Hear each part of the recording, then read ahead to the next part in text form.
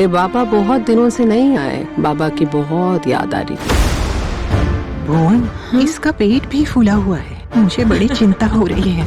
ऐसी भी क्या नाराजगी थी महाराज, आपने दर्शन नहीं दिए। ये देख, मैं आ गया हूँ तेरे लिए। इसी दिन का इंतजार था ना तुझे। आपने अभी अभी महाराज को स्मरण किया ना, तो महाराज ने आपको इसी रूप में दर्शन दिए।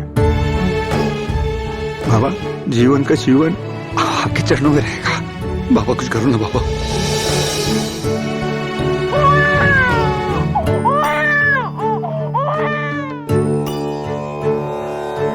त्वमेव माता च पिता त्वमेव, त्वमेव बन्धु च सखा त्वमेव।